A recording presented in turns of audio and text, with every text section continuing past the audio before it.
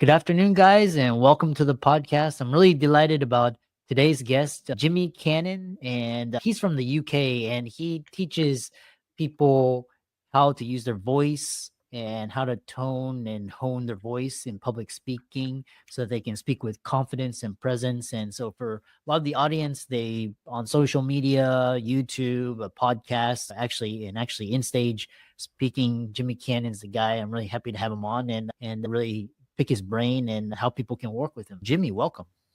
Thank you. Thank you for the opportunity. It's wonderful to be here. Thank you. Yeah. And I really appreciate you coming on and talk about what you do and the clients you serve. And Mm, because you have a interesting ACT. And so talk mm. about that. Oh, sure. Okay. Yeah. To talk about ACT, absolutely. Yeah, no, that's fine. It was something that I wasn't aware of at all. And my mentor, my MA, I'm in awe of your qualifications, Dr. Lou. So I'm very hesitant to talk about my mere masters, and you're a physician, is that right? Yeah. Yeah, amazing. Fantastic. What's your speciality, if you don't mind me I'm asking? in surgery. Okay, incredible. Wow. Absolutely incredible. I'd love to ask you some questions. That's great. So when in the middle of my MA, I was talking to my mentor, Debbie, and she said to me that I was saying that most of my clients coming to me were complaining about tight throat and like straining and nervousness and just not wanting to speak and an anxiety. And she said, you should study acceptance and commitment therapy because it's absolutely what you need to do. The whole methods and the whole sort of ethos around it is purely around performance anxiety, also, or more specifically, public speaking anxiety. And so I did, and that's what I ended up studying after my master's and a couple of years studying as a behavioral therapist. And it's been fantastic. It's something that if you like, embellish my coaching really with, because most people are coming to me, as I said, with a complaint about not being heard, or they're not speaking up, or they're maybe avoiding certain situations or environments where they need to speak, so interviews, etc. And the combination of what I do with, I'm slightly biased, but we all have a different technique and a different method and approach, I presume. And my approach is a holistic approach, which is voice, confidence, and presence. And the voice is really about the physiology of the voice, creating more resonance and tonal variety, pitch variety, dynamic range, and that type of thing, as well, which gives people confidence. If they don't have to worry about their voice, if they feel confident and they feel that they have a strong voice, then they have to be concerned about that. But what they might be doing also is experiencing some form of anxiety or just nerves, etc., before, during their speaking. And so I use values, committed action to values, mindfulness exercises, present moment exercises to strengthen the psychological flexibility and to diffuse them from negative thoughts. So that's what I focus on really, as well as some acting techniques to do with presence as well, and confidence, body alignment, that type of thing. So it really very much depends on the individual, but that's the sort of the three-prong approach, which is the voice and confidence and presence, which I help people with. Mhm. Fascinating. So we'll dive into it. Working with clients, what are some common body mechanical issues that are preventing them from having a good, strong voice? I think the main thing, I always start with breathing. So the main thing is about the breath, and most people don't really know how to breathe properly. Most people are I do that, I'm not hesitating, but I'm taking a pause, I'm taking a deep breath. I'm habitually taking a breath through my nose quite often these days.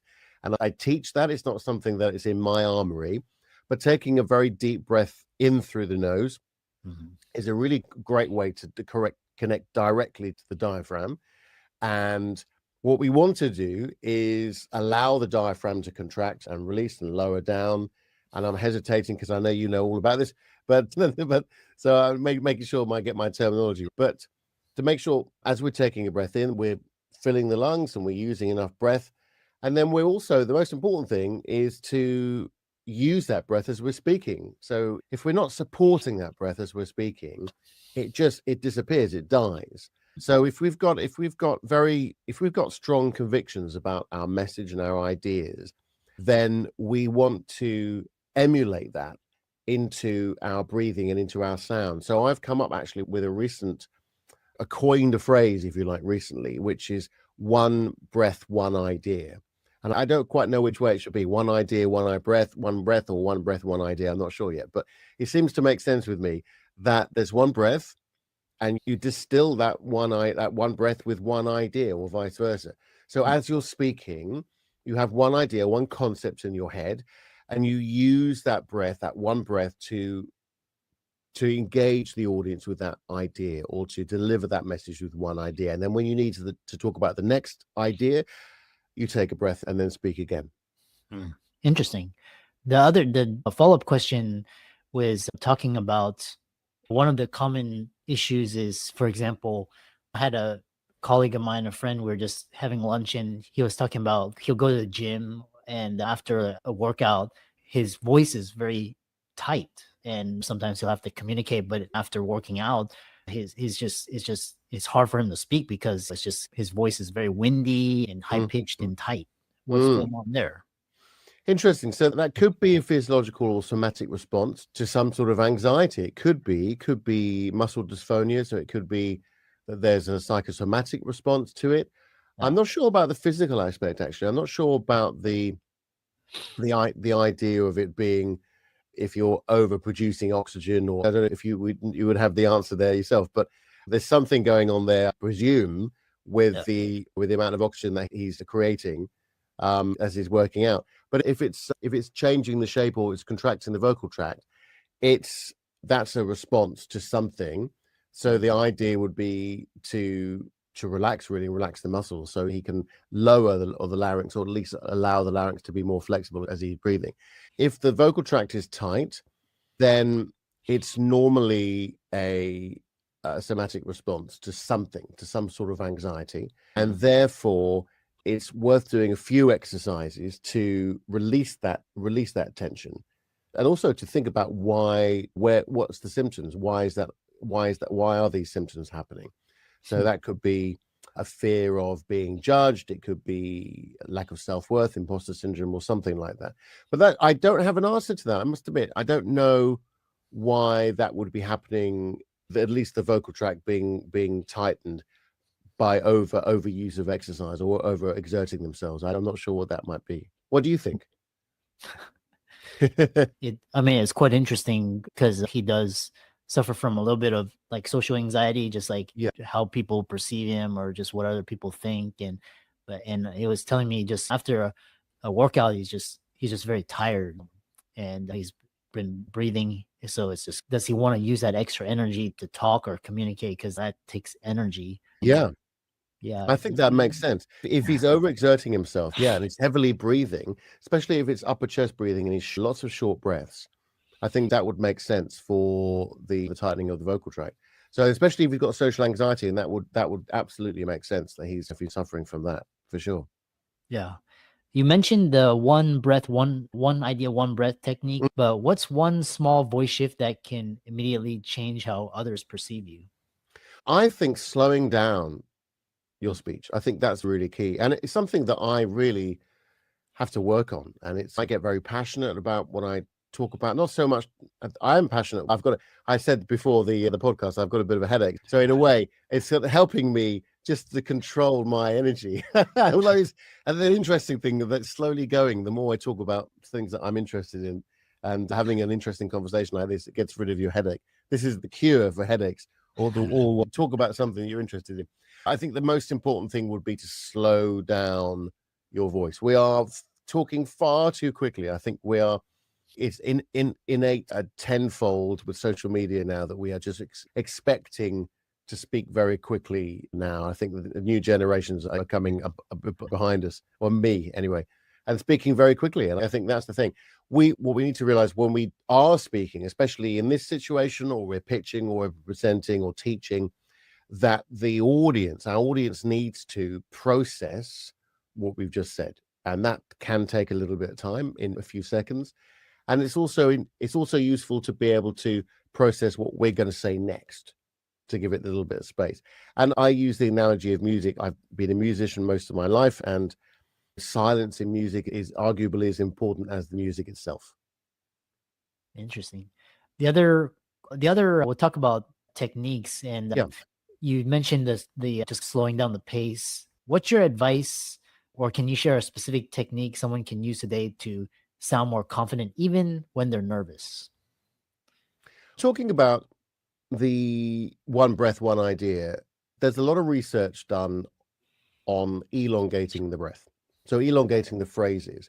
So rather than, see, if we're nervous, there's a tendency to use short breaths, upper chest breaths.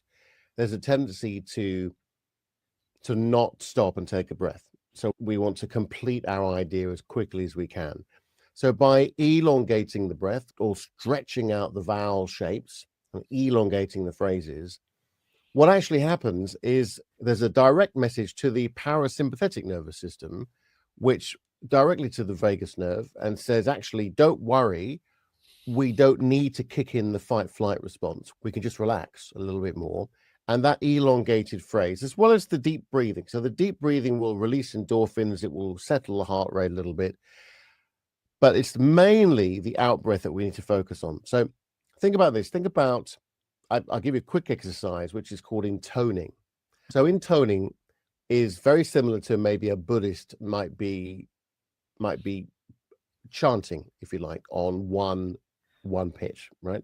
So if I was to say 1, 2, 3, 4, 5, what I'm doing is I'm allowing the vowel sounds to resonate, and I'm really accentuating the color and the tonality of the vowels.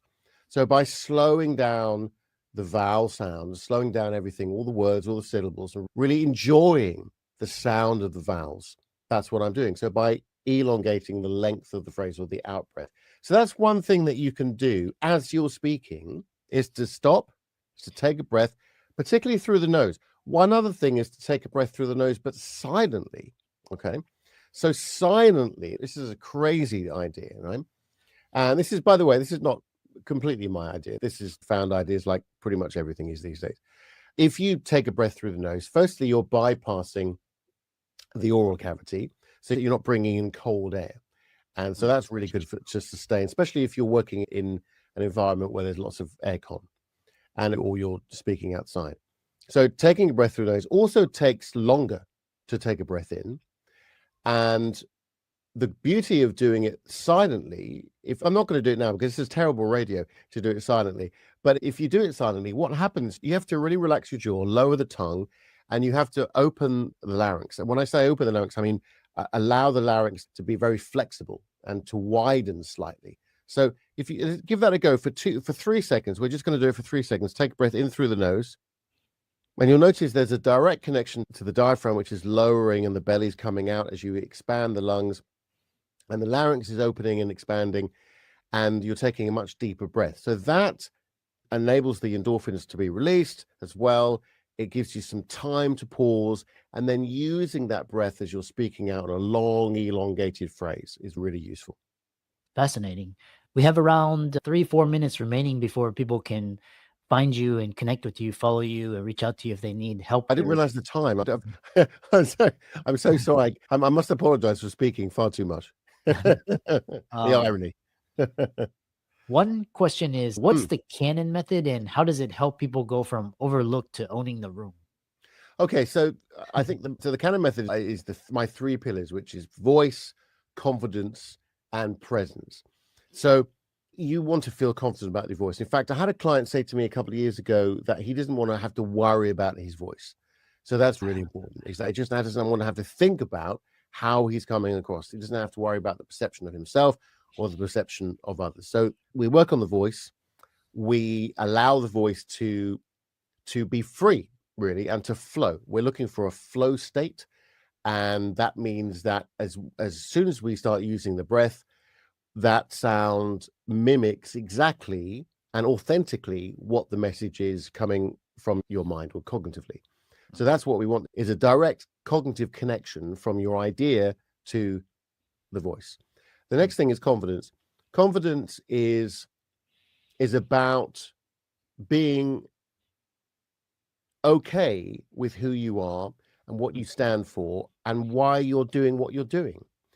And having a purpose, having the why, to quote Simon Sinek, and knowing why you're doing something. If there's a reason why we're both here and there's a reason why we're doing what we're doing, and I presume that you like, you're interested in talking to other people and finding out information and spreading the word, if you like, which is fantastic. And the audience is thanking you for that, I'm sure. And that's a decent reason for doing what we're doing. And I want to help as many people as I can with my method. Having these values, there's no really real reason to feel worried or anxious about doing it because it's an authentic reason for doing something. The present side of things is purely to allow our energy, whether that be the breath or our voice or our ideas, to fill the space with that we're in, without arrogance but with humility. So Mm, without feeling that we should fill that space in a kind of a sort of narcissistic way, but fill the space in a way that is empathic. So that's presence, really. So voice, confidence, and presence, and that's really, and to do that, I use a combination of voice techniques, ACT, and leadership coaching as well. interesting. What I really find, so how can people connect with you and find you on social media and get help with their voice? Fantastic. I have a YouTube channel, which is, I believe, Jimmy Cannon Voice Coach. And if you just put Jimmy Cannon Voice in, hopefully the Google gods will help you find me. So I have over 300 videos on the YouTube channel and 20 odd thousand subscribers. So we're doing pretty well, but it could do much better. If you want to subscribe, you're more than welcome. And also my website, which is jimmycannon.com. Yeah, I really enjoyed this. Oh, we do have one question from the live stream in. Oh, wow. I uh, didn't know we were live. My wife. I would have done my hair and everything. Yeah. Yeah. What's your advice to someone who's confident in conversation but freezes up when it's time to present or pitch? Oh, that's really interesting. Okay, so normally it's the other way around, actually, and most people I work with are not so confident in spontaneous conversations. So that's really good that you are confident in conversation. That means that you're very interesting to talk to, and you've got a lot to say. And I would love to have a conversation with you. I'm sure you would. Is that Jane Mills there? Oh no, somebody else. That's somebody else. Sorry, Yeah. not the person you're speaking to. So not so confident to pitch. That would probably be a lack of confidence in how you're perceived and that you're worried about making mistakes because there's a lot more pressure in pitching and presenting than there would be just having a general conversation. So my advice to you, actually, not off the top of my head, but there's lots of things, lots of techniques that I can help you with. But my main advice would be to treat the presentation like a conversation and maybe start the presentation with maybe a Q&A, and you could have a conversation with the audience, and then therefore you feel much more confident and you can carry on and not worry too much about the structure of the presentation. Have a structure, but minimize it as much as you can. Get rid of all the text behind you on the decks. Use bullet points. Have a very simple 3-ping or prong structure and stick with that. Yeah. Excellent. Thanks so much. I really enjoyed this conversation and keep up the great work. I will do. Thank you for having me.